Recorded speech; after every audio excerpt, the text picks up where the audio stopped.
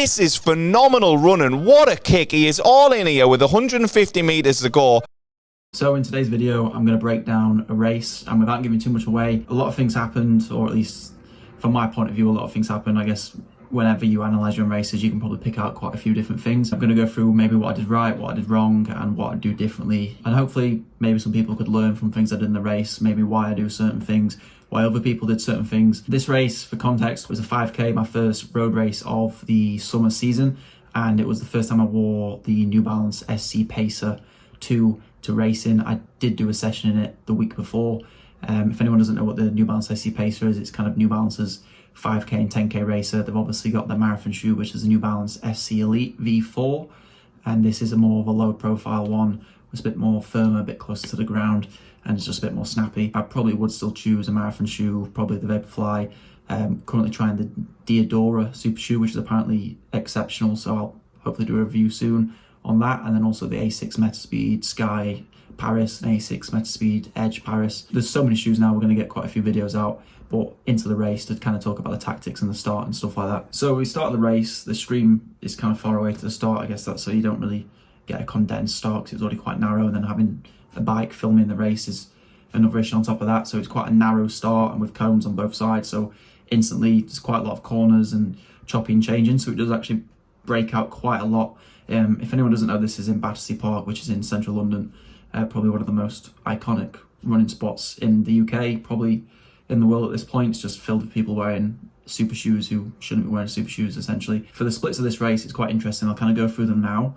It alternated very much like each time. So the first K was slow, the second K was fast, the third K was slow, and then the fourth and fifth K kind of ramped up. But it was very chop and changey.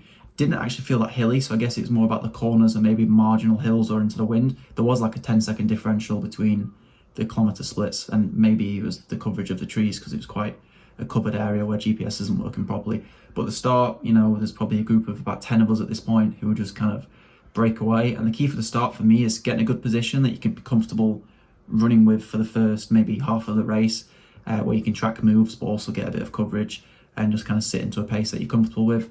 But in a race like this, where you're racing and it's not really time trial, I kind of not really think about the pace too much, because at the end of the day, if you're trying to win the race, then you kind of sort of need to match any moves there, unless you're really confident in your ability and think athletes are going off too fast, and that's probably where you drop back a bit. But in this race, I was just like, I just need to match whatever anyone else is doing and kind of just do that basically all the way. So this next clip is about a kilometre in, and what I said about trying to stick in and match people, I kind of didn't do the best. Obviously here you see a guy with rollerblades come through, which almost took everyone out, and that's kind of where I slot in. But before that I was kind of at the front, but not quite, but I was still getting a lot of the wind, and it was almost like I was running at the front, which is kind of pointless. Like if you're not at the front, you might as well take some wind coverage and slot in behind someone. It does save marginal effort, which will just help in the kick later on in the race.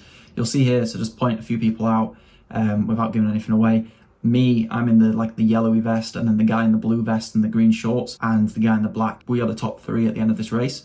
So that's basically who you need to keep a lookout for, and I will focus on them a bit more. As you can see, the guy in the blue and green shorts is slotting in quite well compared to what I'm doing at this point. 2K in, and this is where Sefu Jamal goes to the front. And at this point I thought, right, okay, maybe we're going to start picking it up, because it was fast, but it wasn't like really fast. And obviously in 5K races, kind of 2K, 3K in, that's where the race kind of really begins. So I thought maybe this is the first move where someone's going to try to go to the front and kind of tear apart this pack. At this point, I think there was about 7 of us still in the race. So as he goes to the front, I'm like, right, I just need to stick on this and match it, which is what I do. And obviously everyone else does it at this point, because like I said, it's not fast enough where people aren't instantly going to be able to just go with this pace. Like they might wilter off in a K's time, but at the minute they can still track whatever pace gets put down. Yeah, so the straight one now is the start, but also the start of the second lap, and also the finishing straight, or at least you kind of run off it towards the end, which a bit of a tight finish. But this straight was basically where most of the work got done. You know, it's one of the times you can kind of see where everyone's at, not really have to think about where you're running, because you're just running in a straight line, not having to think about any pedestrians, because this point was kind of coned off and a bit separate to the rest of the course.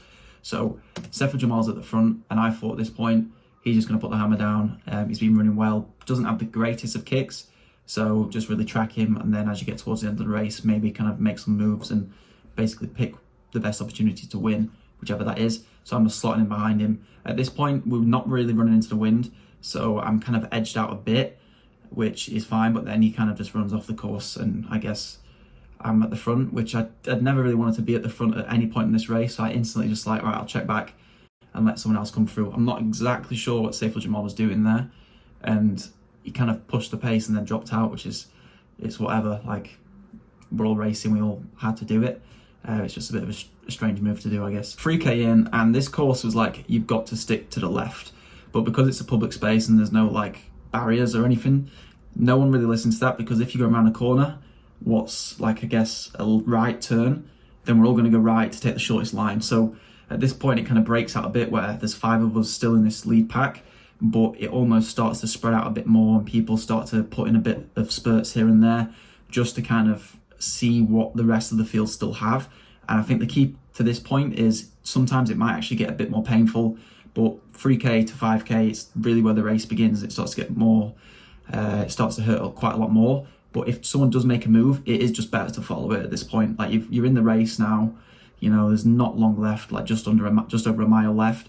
You might as well track every single move, and then if your wheels fall off towards the end of the race, at least you can say you're committed. Because far too many times I've done it and see people do it where they kind of lose concentration or don't really want to commit at this point, when really that's the time you need to put all the effort in, because everyone's hurting the last k.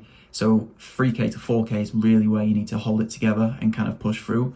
And at this point, I go to the front, which I couldn't sit here now and tell you why I did this, to be honest. Thinking back, I was thinking maybe I can dictate the pace a bit, because I wasn't feeling the best. And I was like, well, if I can be at the front, and I generally have the best kick out of domestic fields like this. So I was like, if I'm at the front with 400 meters to go and I'm not completely done in, I'm going to win the race. So it's like, if I can just hold this pace, I know I can get to the finish line or the final 400 meters with this feeling, and then just dictate the pace so no one else pushes in and does a spurt, which maybe could drop me or make me feel a bit more fatigued. So at this point, I was like, go to the front and just kind of dictate the pace. It's kind of like Jakob Ingebrigtsen style, although we'll get into it.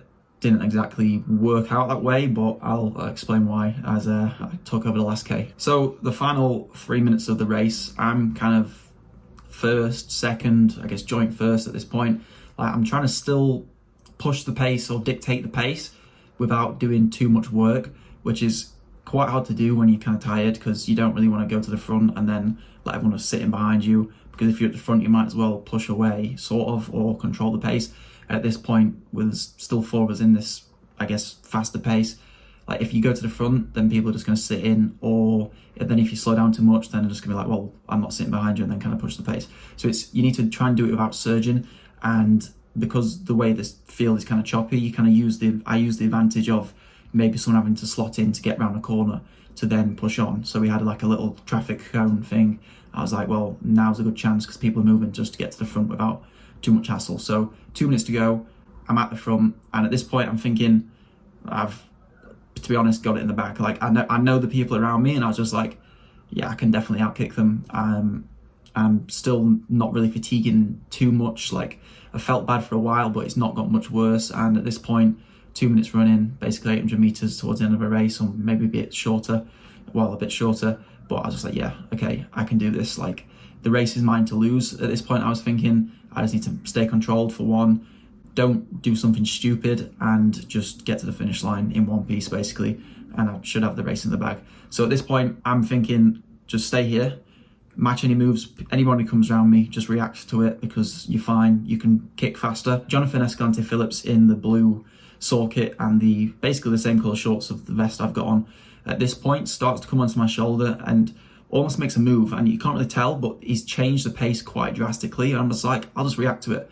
And at this point I thought, he's pushing, that means I'm going to be able to push as well, because I can close faster than him. Must be about 500 meters, 400 meters left, let's just do it.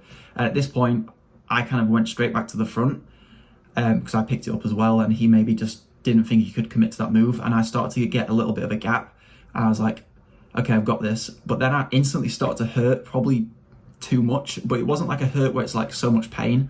It was more like just an overwhelming amount of lactic, but also like, I'm kind of really riding a line now. So I was like, I'll just hold this effort, and then if someone comes around me, maybe I can kick on again. But at this point I did think I was breaking away, and then I started hearing Jonathan Escalante Phillips start coming back at me, and I was like, oh, I can't believe this is happening. I thought I was completely away, and at this point now I just couldn't sprint. Like, you can see the difference in our efforts. Like, he's proper going for the arms, just like gritting away, and I just couldn't really give that. I couldn't really push that much. I don't really know how to explain it, but it was just like a feeling of weakness or like full body fatigue rather than a certain area. I just couldn't sprint and react. So the final, I guess, 200 meters or 150, Jonathan Escalante Phillips. I wish he had a more simple name to say, because I've had to make a lot of edits when I'm saying his name. He went to the front, pushed away from me.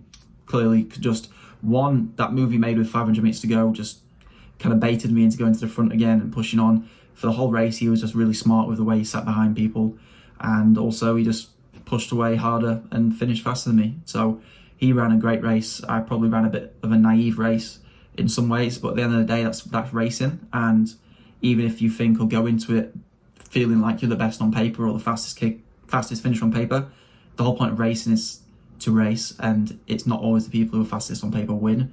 And that was a perfect example where he just ran a better race, was tactically better.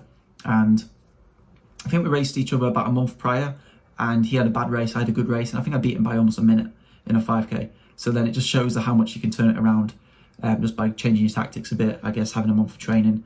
And he just ran a great race, and as I said, I ran a bad one. What I would change is I'd probably sit in a bit more in the start of the race and not really try to stick out wide, maybe sitting around 4th or 5th rather than 2nd or 1st, just to conserve a tiny bit more energy. And then also I would have stayed behind him and not really gone to the front. Like, as much as I'd love to be able to do that tactic well, at this point I'm probably not the best at it. I guess it's something you've got to do to get practice and then get better at it, so I don't regret it. But I would, if I wanted to go in to win that race, I probably would have conserved more energy and then just matched whatever move happened from behind, and then just did a full out sprint like he did with 200 meters to go, and then tried to do the work that way rather than naively going to the front, matching a move and just basically ruining my race, or at least ruining my race for the win. But I did get second. I think it was 14:05, so not the fastest, not the slowest. And overall, it was a good race. The shoes, on the other hand, didn't feel brilliant. They're quite firm, and I guess people do like that, where it's a bit more close to the ground and snappy, and they did kind of cut my feet up a bit. But it's definitely New Balance's best, I think, racing shoe for the 5 and 10k. Now, I just like a bit more of a plusher, softer cushion shoe underneath the foot. So yeah, I hope you enjoyed it, and maybe you learned something, maybe you didn't, or at least just saw me, I guess, how not to try and win a 5k.